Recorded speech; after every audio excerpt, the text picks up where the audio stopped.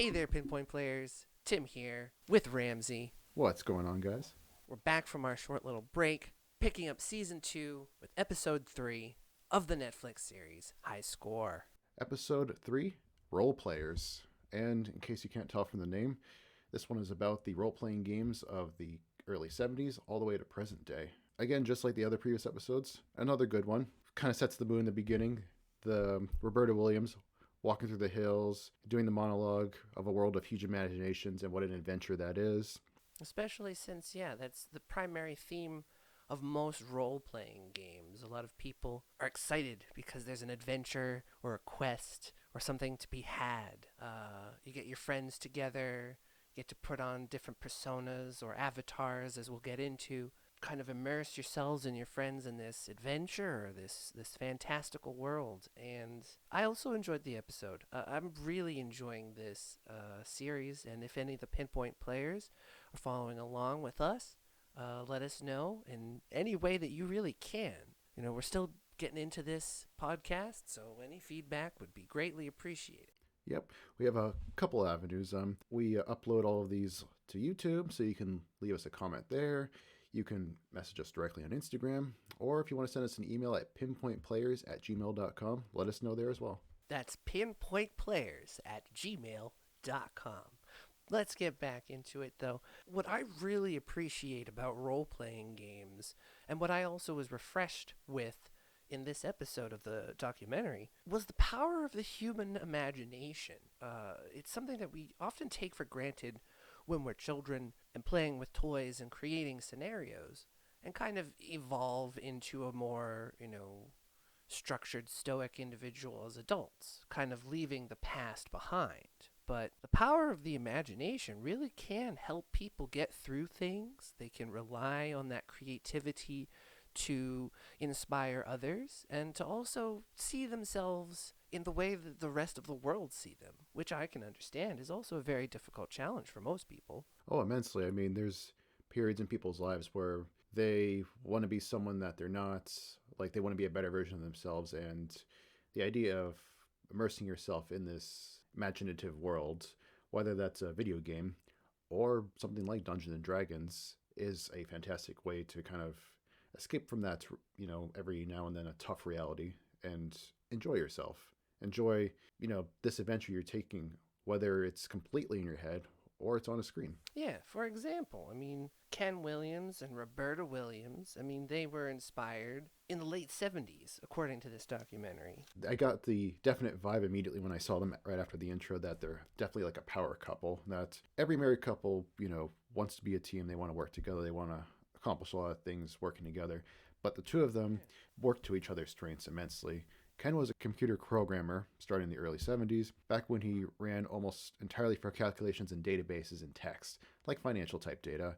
And she was of a very creative mindset. And so, what would you say, artistic style, drawing? I'm trying to remember exactly because I have my notes here, but I forgot to take better notes on Roberta herself, like what she did. Well, I also missed what Roberta did. I was actually really distracted by her ingenuity into crafting a game. It seems that when Ken got the new computer, it came with a floppy disk of this one game, and it was a text scroll game where it was an adventure game, but it was words on the screen. And she just became absolutely fascinated with this. She played the game and said that she wanted to create a game.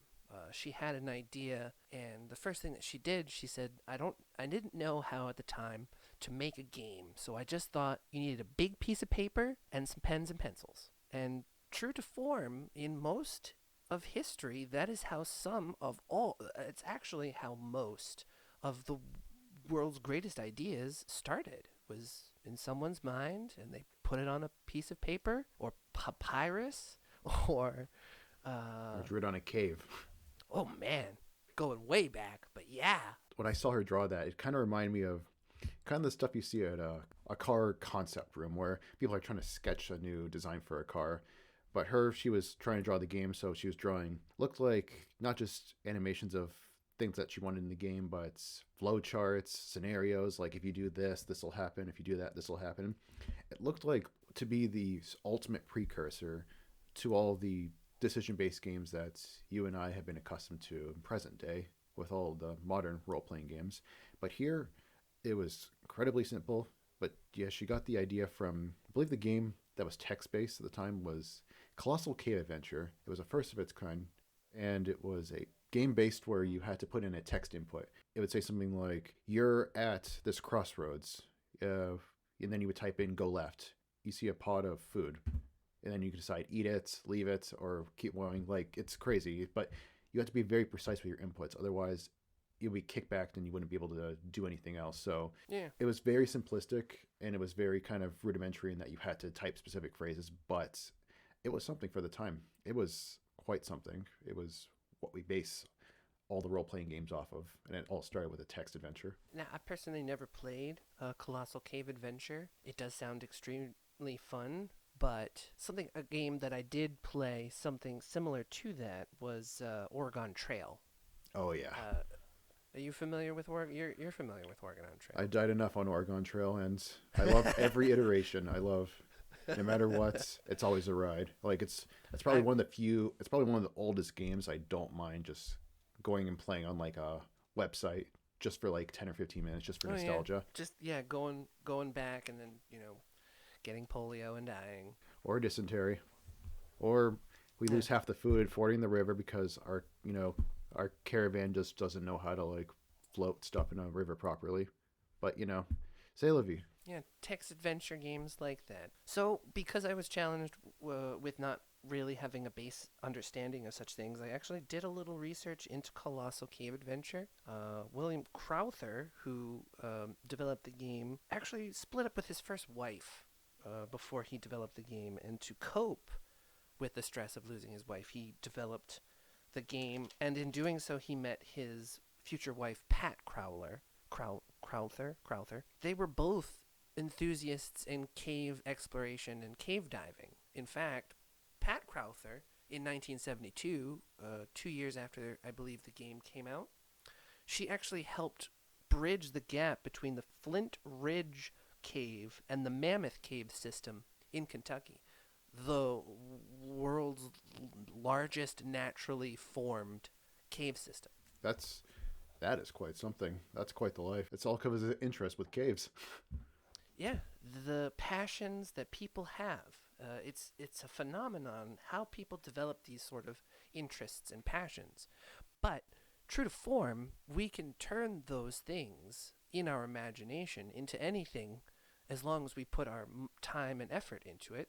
Case in point, this person invented a game, Colossal Cave Adventure. And he did it extremely well given what he had to work with at the time. I mean, back then, like I said, computers were extremely simple with what you could do with it. We should remind the PinPoint players. This is the mid to late 70s, early 80s kind of era. So computers weren't as rampant as being, readily available in your pocket. Most things computers did was store data, and they were computation machines, just spitting out words as quick as they could.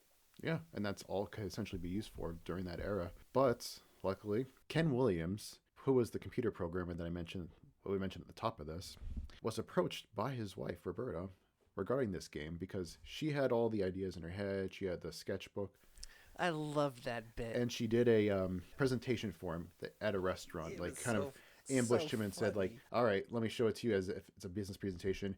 People at the restaurant were looking at them. They thought they were weird. Like, she was saying stuff like, and then you go here, you're going to kill this person. And then you're going to go here. Yeah. You're going to go to this little system here. And then you're going to pick this object up. He said, I love it. Let's do this. And he was for it with a caveat. He said, we need to go beyond a text scope. We need to add graphics. And he found a way to use graphics.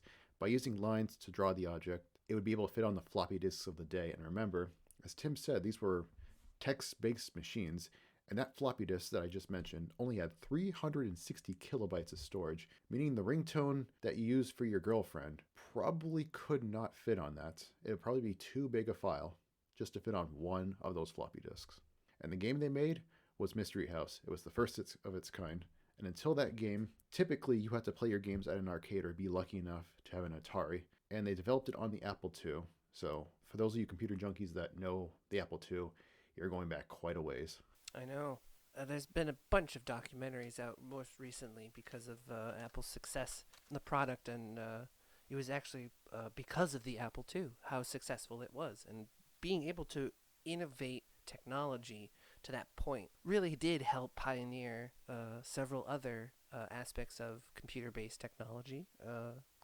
Video games being one of them. Before video games on computers, it's funny. Video games actually did exist before computers. They were just called board games. It's essentially the same thing. Or they weren't known by video games and named like they are today. I mean, video game is a term that was first used in like a marketing push for Pong, but retroactively we assume that all those are video games today. But anyway, side tangent aside, what were you getting at? Sorry, I was up to go down memory. I was about to go down a little rabbit hole there. The success of the Apple II innovating video games into sort of the next generation. Before video games had the graphics available that Apple II provided, role-playing games actually kind of started a little bit before in the bygone era with, what's the young man's name? Richard Garriott. Richard Garriott, thank you, who invented probably the most widely recognized role-playing game to date, I would argue, Dungeons and Dragons.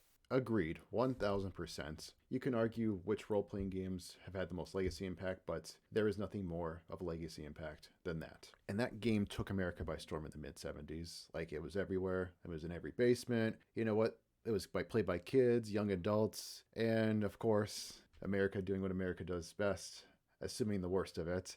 And I've maybe spoken about this briefly on the past on this podcast, but I love how parents' first reaction was the freak out when seeing the images of Dungeons and Dragons rather than just simply asking their kids, "What are you playing? What is this Dungeons and Dragons?" They just assume that's satanic shit. It's like, you could just spend a minute or two and just asking, "Hey there, Jimmy, what are you playing?" To learn, to, bond and, empathize with your child. It's a rare concept, honestly. I know, the idea of it's asking your kid what they're doing and being interested in it, say no more. Pish posh. That's Satan's work. By the mid-1970s, fantasy as a genre and the creatures in those Dungeons and Dragons stories were nearly 40 years old, if you count that from the Lord of the Rings books. So I guess what I'm saying is parents just needed to ask their kids and learn more about it because it's just fantasy. This is stuff that was kind of adapted from what Tolkien wrote 40 years earlier, more or less. Yeah, but it's unfortunate because I don't think it was very... I'm not going to say like taboo. I'm just going to say that it was unusual to really kind of bond with your child on that kind of level. It's a sort of a new emerging kind of thing. And in all honesty, from an American's perspective, when something new comes about and people don't want to spend the time to look into it themselves, they're just willing to accept what they're told. And fear-mongering just is a natural staple of American daily lives. The government was willing to jump on board with this because, hey, we get to suppress the youth who are developing their own sort of personalities and creating independence within themselves. So let's squash that so they're more dependent upon us in the future. Let's also scare the parents into assuming what could be happening to their kids because this Jonestown incident, that's hot, fresh material. Let's roll with it. It's unfortunate, too, because I'm glad that you brought this up, because I did do a little bit of digging into this. It went as far as the 80s. Oh, that was deep in the Reagan administration, I think. Yes. So here, Patricia Pulling and Thomas Raderick created BAD, Bothered Against Dungeons and Dragons. Oh man, they basically stole MAD. Come on, guys, be original. So they created this group, BAD, that was pretty much a Christian evangelical kind of political group that built evidence and material suggesting that Dungeons and Dragons was deliberately linked to invasions of the occult into American youth. The only successful thing that BAD did was it helped federal and state authorities give advice to each other on how to obstruct justice to obtain convictions, i.e. destroying evidence, withholding evidence from the defense, and not videotaping interviews with children. That sounds like America's playbook in a nutshell. Just let's take the original intent and let's find a way to twist it to our own little advantage agenda, what have you. Oh, yeah. And anyone who is familiar with the Paradise Lost documentary series is very familiar with how far they're willing to go to press a conviction like this.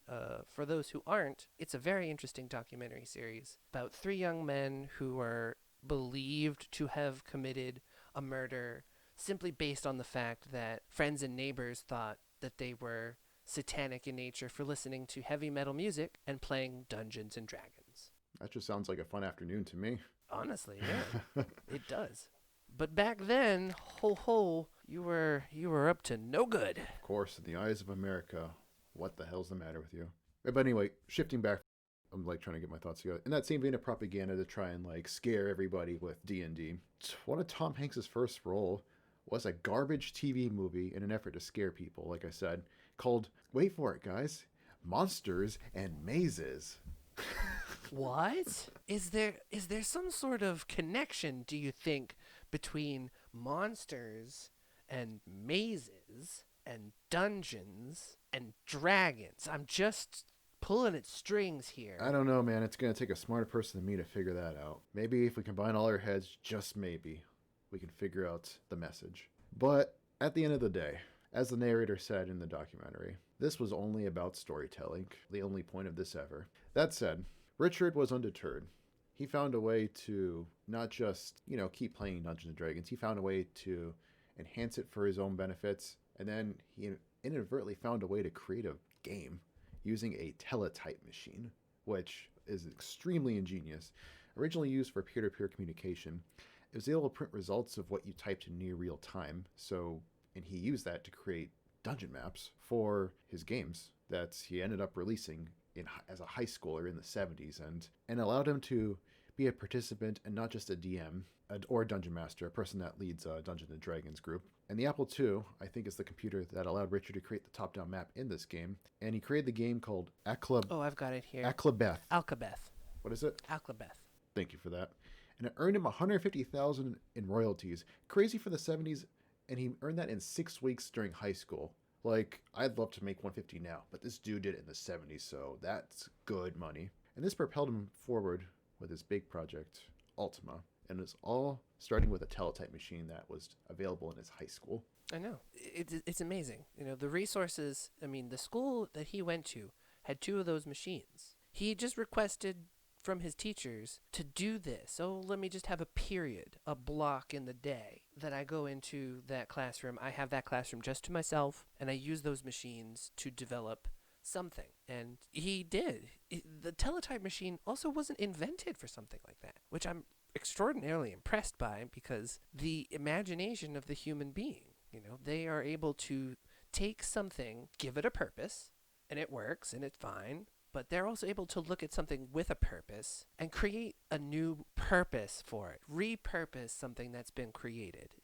That's something that people with a very strong imagination are capable of doing. He found a way to repurpose something that's in education, made a game of it, allowed him to make Ultima, which was a successful game. The gameplay reminded me of being in an open world area for Final Fantasy, albeit a super early version. That top-down, here's a mountain range in the distance next to some water source, and you're fighting enemies as you go throughout this big, world map. And the game was to be what he wanted, where he lays out the world in a narrative, but the player fills in those details. As the narrator says, and having seen the footage myself, the game didn't age gracefully, but it was the foundation for all RPGs we know today. World of Warcraft, Guild Wars, Elder Scrolls, The Witcher, just to name a few, and he all did it with the limits of the technology of the day. Like I said, he was working with something that could only work in mere kilobytes, and yet he was able to create a masterpiece. So don't let what's going on today try and stop you from accomplishing things that you want to do for tomorrow. Just listening to this guy, he took a typewriter and he made one of the world's most popular, he did. He was inspired from those video games. He took a typewriter and he made a game. It was marvelous. Truly inspired by what we have at our disposal today and curious to see what people will do with it. It's an interesting part of the human experience.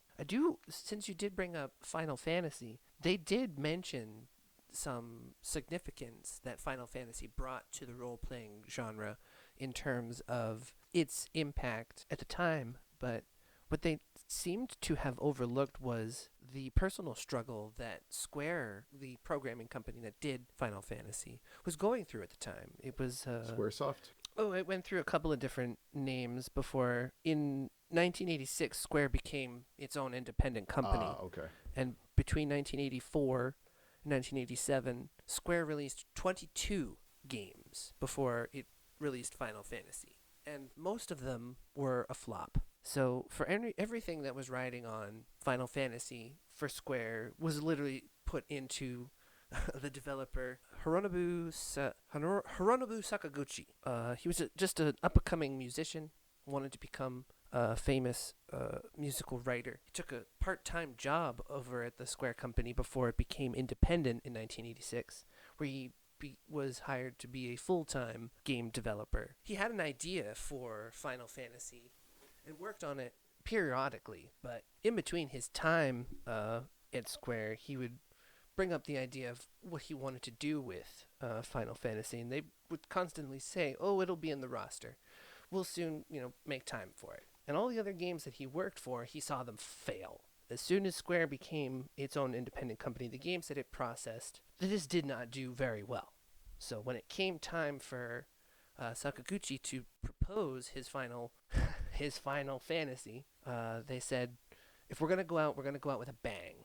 So let's put everything that we can into this game." And thank God that they did, because it became the massive success that it became, and it helped Square avoid bankruptcy, like permanently almost, before they became Square Enix and Squaresoft. And all it took was an absolute shit ton of flops and then one last good college try, and they were able to succeed finally with Final Fantasy. And a franchise that's still making games today just made their Final Fantasy VII remake.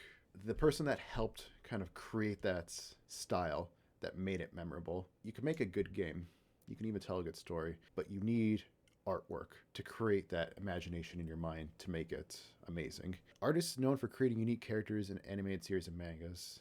And in 1987, he used this talent to help illustrate one of the most iconic series of all time, which is Final Fantasy, which he was inspired by none other than Ultima. His name was Yoshitaka Amano, and his artwork was something else. I remember being very amazed with this myself all the way back in the 90s when I was playing Final Fantasy III, which I suspect was a part as well, given that I did see most of his artwork in the episode. So let me explain that. I saw the artwork in the episode. It showed some of the concept drawings that he did. When I was a kid, I had the Final Fantasy III book, the game book, the strategy guide on how to help you beat out certain parts. And now the book was split up. Like the first half would be concept art, and the other half would be, the helpful tips, tricks, prevent you from getting stuck. And the concept art was something. Me seeing that and then going to play the game, it helped craft this wonderful imagination of these battles, going through the open worlds, riding a chocobo around.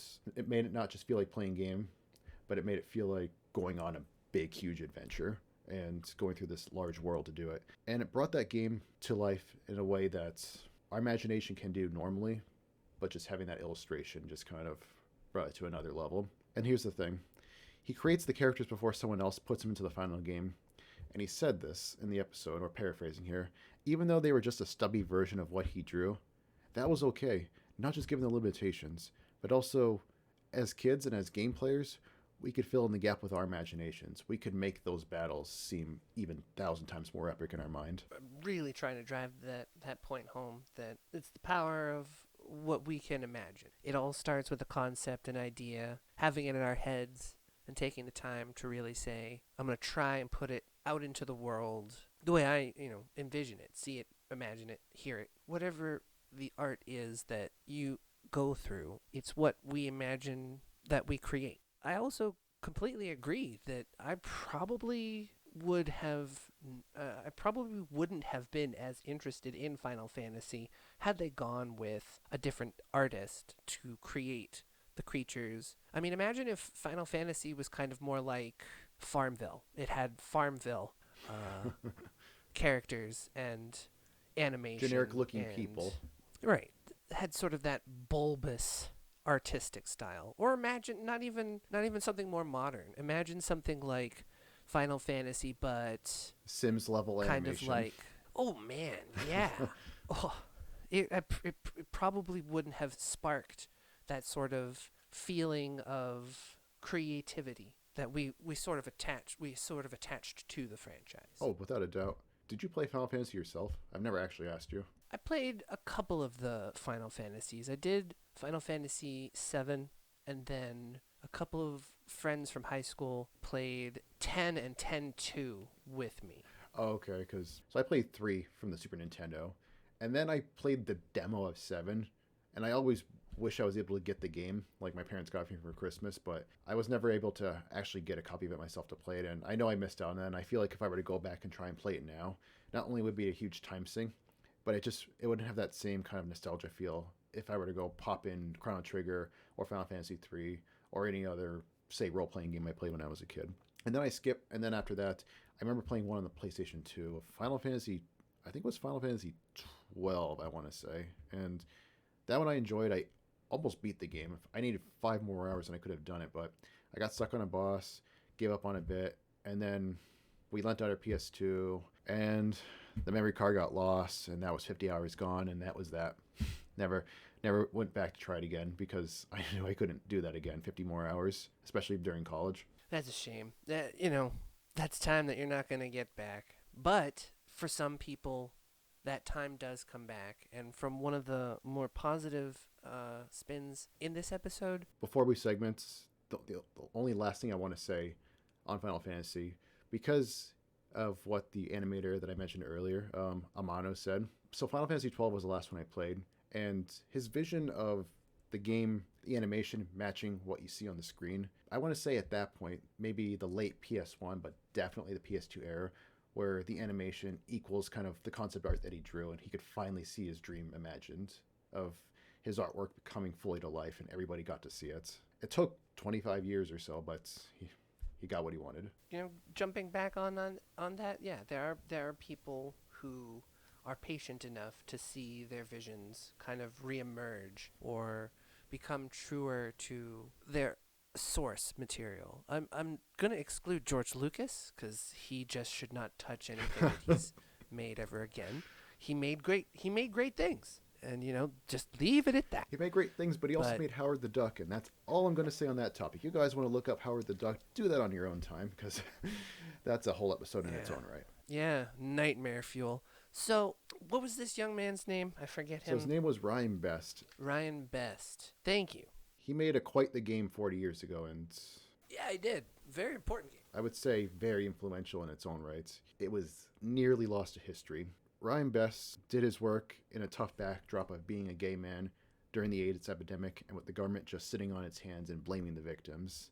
And he made a game that was a gay and lesbian role playing spoof called Gay Blade. Gay Blade, which was fantastic because he literally internalized all the struggles that he himself was going through in the time and the era and materialized them so fluidly into a game. For those who aren't familiar with the struggle, there was a prominent politician who I think at one point ran for president because they did mention a presidential Yeah, campaign. you're right. His But I don't. I took the notes down of his name. Pat Buchanan. Pat Buchanan. So there was this essential like final boss in the game where you literally just fought Pat Buchanan, and to have the freedom and creativity to express the inner turmoils in such a creative way, it not only helped him feel better about the situation and more hopeful for the future, but because it was a game, it was meant to be played by others. The tragedy of this story was that due to circumstances, Ryan needed to move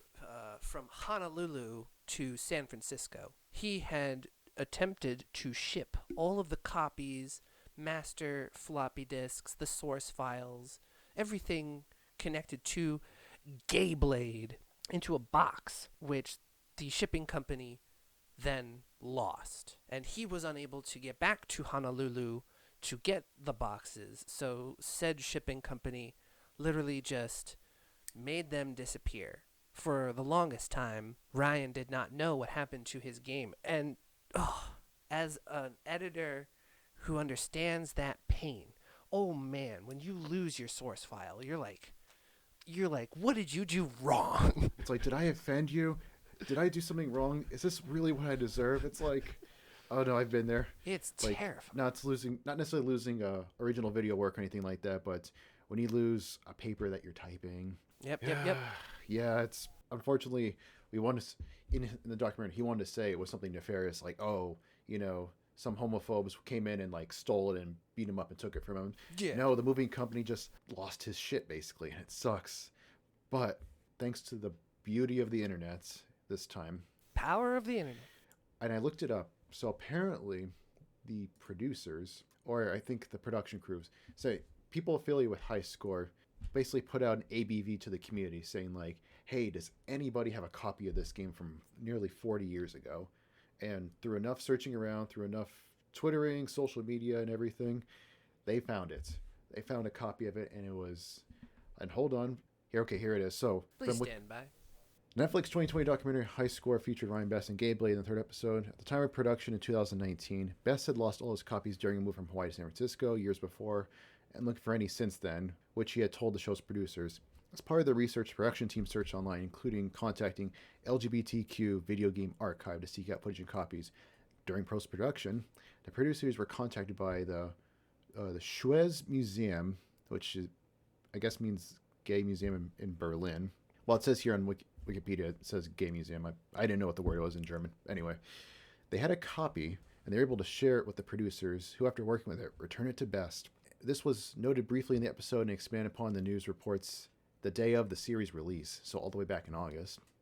Subsequently, they worked with the LGBTQ Video Game Archive, the Strong National Museum of Play, and the Internet Archive to preserve the game, provide the game in both an emulated form and as a downloadable version. So there you go, guys. Power of the internet, found the game, and now there's a copy that anybody can go play now.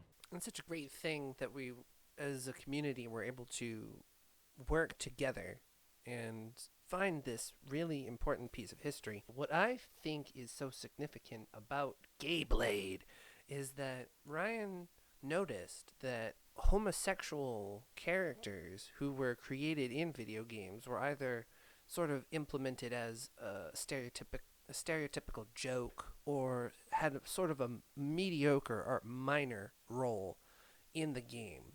They didn't serve the main sort of purpose. It was just filler material. And taking advice from the late great, Mahatma Gandhi, you should be the change in the world that you do not see. He implemented those words by creating Gay Blade because he noticed that there wasn't going to be a change. So he made the change that he wanted to bring. And it ultimately succeeded in his objective because it influenced so many other people and is being recorded in history for its significance. It's just like I said, it's like you said, it's an awesome feeling that the internet came through and we're able to witness that piece of history. Everybody kind of came together and was able to help out. And he was able to, come on this documentary and tell his story about what this meant to him, especially being a gay man back during a very homophobic time in American history, especially in the 80s during the AIDS epidemic. So again, another good episode, another, powerful message, delivered at the end with Ryan Best. Tied another neat package with role-playing games. Like, it definitely found its place and it definitely fit in the conversation very well. The only thing I'll say, and this isn't a criticism at all, this is the only thing I would say is there are unfortunately a lot of cases like this where there are games that people make from way back when, but unless you have the original computer, the source file, or copies of it, it risks being lost to time. And I know people, and it's not on purpose, people don't intend to lose these games, but that's something else that we society might have to reckon with that in the near future.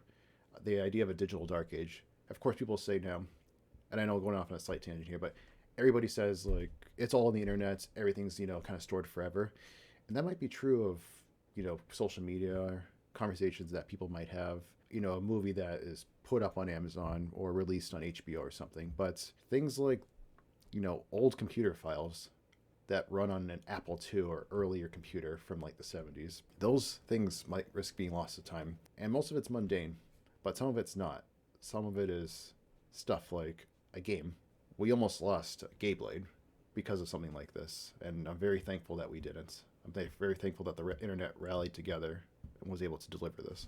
Just goes to show you what the power of the human mind is capable of, whether it's creating something from the imagination or reaching out to the masses using the internet to find something that was significant to time. Even though most of the stuff that we personally have on our computers is, not culturally significant at the moment. I mean, I'm fairly confident that most of the porn on all of our computers, we could lose it all the time and no one would bat an eye. What we kind of hold near and dear to us in our hearts, the stuff that's sentimentally important to us, it would seem pretty bad. We would feel, terrible if something were to happen to those sentimental things that are on our computers. And we may feel like they are, safe now, but we'll see. Time will tell. Like you're saying, a lot of things are becoming out of date, and soon there will be a time where you're not able to flick on a switch to a computer or a device, and you may lose it. So my advice to those folks is if you've got something that you think would be important and you want to show folks, definitely show them. Let's not have that thing lost to time. But in any event, that was the third episode. I thought it delivered, and I'm glad you folks were there along for the ride. Yeah, we thank you for tuning in once again to our second season, third episode of the PinPoint Players. We want to remind you that we have an Instagram active. Head on over there, like, comment, subscribe, follow along on our adventure. Also, if you want to get in touch with us, you can reach us at pinpointplayers@gmail.com. Or if you want to leave us a comment, and if you're listening to this on YouTube, you can do that too. However you want to reach us, feel free to do so. And if you like this episode and you like our podcast, please give us a 5 stars on Apple Podcasts. It helps us greatly, helps us with outreach. Thank you all for watching, and we hope you have an awesome night. Thanks, guys. Take it easy.